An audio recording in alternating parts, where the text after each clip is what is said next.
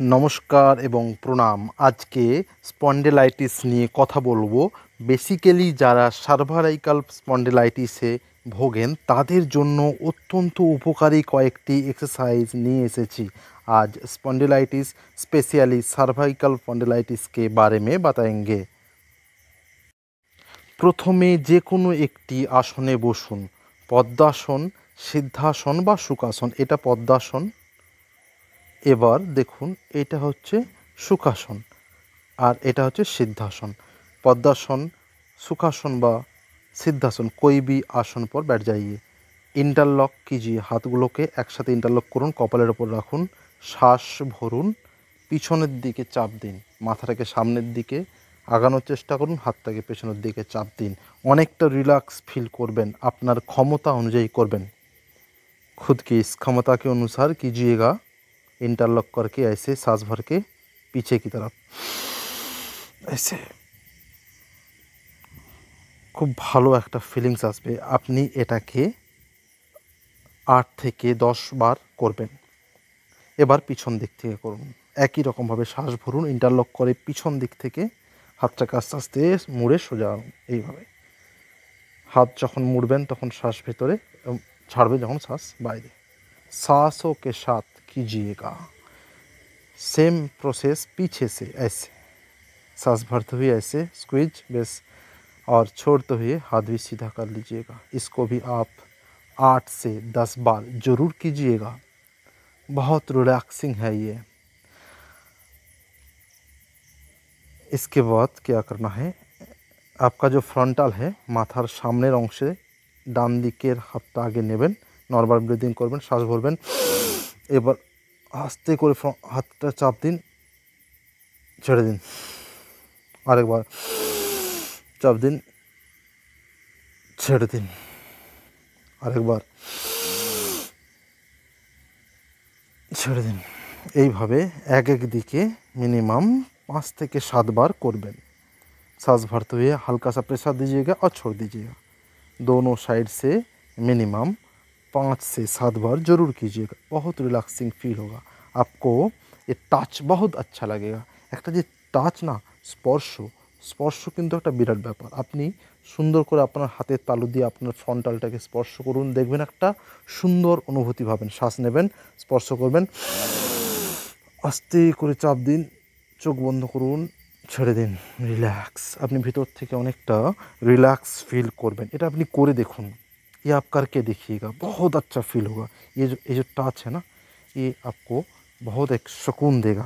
आप अगर ब्रीदिंग ठीक ठाक कर सकते हैं तो। एरपर 3 नम्बर आमी देखेছি बसे बसे पर्वतासन। এই पर्वतासन किन्तु खूब भालो। আপনি আপনার যে সার্ভাইকাল এলাকায় যে আপনার অর্থাৎ ঘাড়ের পিছনের দিকে স্পাইনাল কর্ডের যে কশেরুকার সমস্যা, সেটা চেপে গিয়ে হতে পারে, হাড় ক্ষয়ে গিয়ে হতে পারে। ওখানে কিন্তু নার্ভাস সিস্টেম অনেক উইক হয়ে যায়, সেন্সিটিভ হয়ে যায়। আপনি এটা করুন, শ্বাস ভরুন, ওপরে হাত নিন, কিছুক্ষণ ধরে রাখুন। আপনার বিপির সমস্যা থাকলে শ্বাস ধরে রাখবেন না, নর্মাল ব্রিদিং করবেন, মানে অর্থাৎ তারপরে ছেড়ে দেবেন। কিন্তু যদি বিপির সমস্যা না থাকে আপনি শ্বাস ভরবেন, ওপরে নিয়ে যাবেন এবং হাত নিচে আনার সাথে সাথে আপনি ছেড়ে দেবেন। এবার আপনি পর্বত আসনে বসে করুন। এতক্ষণ বজ্রাসনে করেছিলাম, এবার पद्म आसने बसे करूँ। वज्रासने 2 से 3 बार करने के बाद अब आप पद्मासन में भी ये बैठकर पर्वतासन 3 से 4 बार जरूर कीजिएगा। मोट कथा हलो आपनाके এই যে पर्वतासन अर्थात काँधे दु साइड দিয়ে हाथ শ্বাস নিতে নিতে ভরবেন, ওপরে নিয়ে যাবেন, কিছুক্ষণ স্টে করবেন, শ্বাস ছাড়তে ছাড়তে নিচে নিয়ে আসবেন। এটা আপনাকে করতে হবে। 2 সেটে মিনিমাম আপনি 10 বার অবশ্যই করবেন।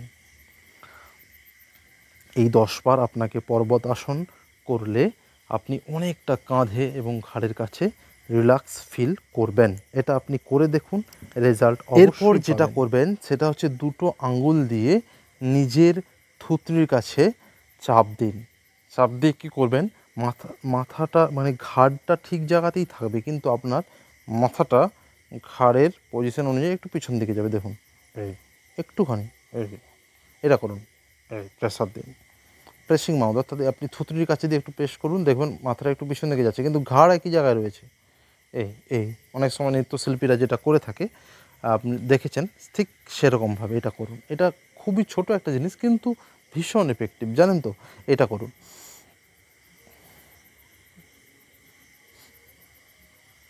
এইটা যদি বুঝতে অসুবিধে হয় তাহলে কমেন্ট করবেন, আমি না হয় ছোট্ট করে একটা শর্টসের মাধ্যমে আপনাদেরকে এটা আমি বলে দেওয়ার চেষ্টা করব সাইড থেকে ভিউটা নিয়ে। যাই হোক, এবার হ্যান্ডস্ট্যান্ড থুতনির ওপর করুন। এইভাবে কী করবেন, হাতটাকে এভাবে দিয়ে থুতনির ওপর রিল্যাক্স করান, হাতটাকে উপর দিকে তুলুন, একে অপরের দিকে এইভাবে করুন। এই সমস্ত প্রেশারগুলো যেগুলোই আপনি করছেন এটা একে অপরের দিকে বিপরীতমুখী चाप। जो भी आप प्रेशर हाथ से दे रहे हैं माउथ के नीचे, थुतनी के नीचे और सिर पर, सब जगह पे ना एक विपरीत प्रक्रिया है। अर्थात हाथ से प्रेशर दीजिएगा और माउथ को नीचे लाइएगा, उसके बाद ऐसे धीरे धीरे रोटेट। এবার আস্তে আস্তে ঘাড়টাকে খুব ধীরে ধীরে, আপনার স্পন্ডাইলাইটিস থাকলে আপনি কখনোই হঠাৎ করে ঘুরবেন না, ঘাড়কে ঘোরানোর চেষ্টা করবেন না, ক্ষমতা অনুযায়ী করবেন। হাতটাকে এই দেখুন, এবার এক্সারসাইজ দেখুন, হাতটাকে এরকম আমি পায়ের তলায় রাখলাম, এই ধীরে ধীরে যেদিকে হাত নেব সেদিকের হাত দিয়ে আস্তে আস্তে আস্তে, এটা জাস্ট আপনার ক্ষমতা অনুযায়ী আস্তে আস্তে করুন। এই ছেড়ে দিন, আবার একবার করুন, শ্বাস ভরুন, ছেড়ে দিন, সারতে রিল্যাক্স, আবার করুন, শ্বাস ভরুন, ছেড়ে দিন, করুন বাম দিকে, আরেকবার করুন, শ্বাস ভরুন, ছেড়ে দিন, আরেকবার। এটাও 5-5-10 বার দুই দিকে অবশ্যই করবেন। করবার সময় যে দিকের হাতটা নিচে থাকবে সেটা পায়ের তলায় চলে যাবে, অর্থাৎ থাই এর তলায়। এটা কিন্তু এরপর কিন্তু ভুজঙ্গাসনটা অবশ্যই করবেন, কিন্তু ফার্স্ট পর্যায়টা নিপিলে দুই পাশে হাত রাখবেন এবং আস্তে করে জাস্ট চেস্টটা এক্সপ্যান্ড হবে, অর্থাৎ কাঁধটা এক্সপ্যান্ড হবে। কখনোই উপর পর্যন্ত পুরো উঠবেন না, শ্বাস নিতেই উঠবেন এবং শ্বাস ছাড়তে ছাড়তে নামবেন। কয়েকটা গুরুত্বপূর্ণ কথা বলে দিই কী করবেন।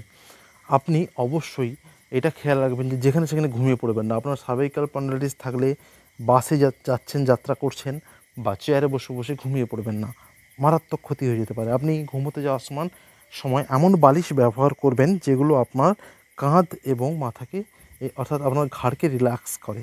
আপনি একাশি হয়ে শোয়ার জন্য সমপরিমাণ উচ্চতা সম্পন্ন বালিশ ব্যবহার করুন এবং যখন সোজা হয়ে শোবেন একটু কম পাতলা বালিশ ব্যবহার করুন এবং যেটা কিনা আপনার কাঁধ থেকে মাথা পর্যন্ত নেবেন।